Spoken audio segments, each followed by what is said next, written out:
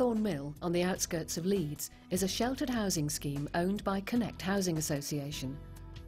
Like thousands of other retirement housing schemes in the UK, it provides its residents with their own private apartments, as well as communal rooms and a garden which promote companionship and create a sense of belonging.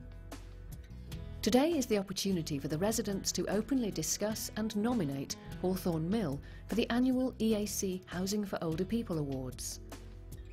These awards aim to celebrate the various models of specialised housing for older people, whether rented or owned, to show the public at large what they have to offer, how they differ, and why they are so valuable for our society. A unique feature of these awards is that nominations are made directly by the residents and only by the residents. No jury or selection panel will do that for them. All it takes is to play a card game and return the score sheet to the organisers. Computer programmes will then do the rest. In other retirement schemes throughout the UK, thousands of residents will be voting in this way, either in the realistic hope of winning an award, or perhaps just in order to tell the EAC the good and the less good points about where they live. At the end of the day, the entries will contribute to our understanding of what works in such housing schemes, and might well influence the concept of future projects.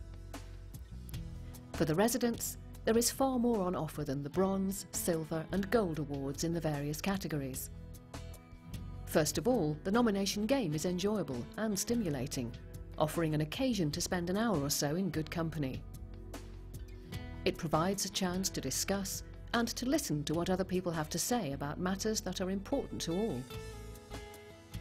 There are also 20 £100 raffle prizes to be won and the possibility of a day out at the awards ceremony. This annual event is a grand occasion shared equally by the residents, housing providers and managers, business people, special guests and the organisations which sponsor the awards. So let's see how the nomination game is actually played. Good morning everybody. Can I just explain to you the purpose of this game? This is a tool that's been produced by EAC, and it's to help people who live in sheltered, retired, supported housing get their point across about the place where they live, the positives and the negatives. So we need to know what you're happy with and we need to know what you're unhappy with, and then if we can change those things, we will do. So the rules of the game are: you have score sheets. One is a group score sheet, and that is for the whole group to fill in. And the other one is an individual score sheet, and you fill that in with your own private thoughts. Okay?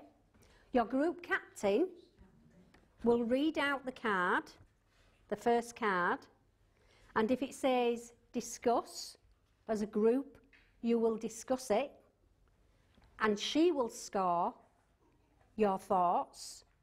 And if the card says don't discuss, you will record your own thoughts on your own sheet.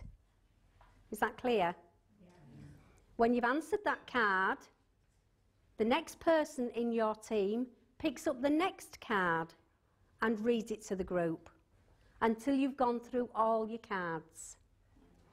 Be aware that your cards are colour-coded to coincide with the sheet that you have in front of you. Okay? Are we ready to play the game? Yeah. Off you go. Friends and volunteers are welcome to give a hand throughout the proceedings, but during the game, the staff must not influence the players, must not listen to the conversations or see the score sheets at any time.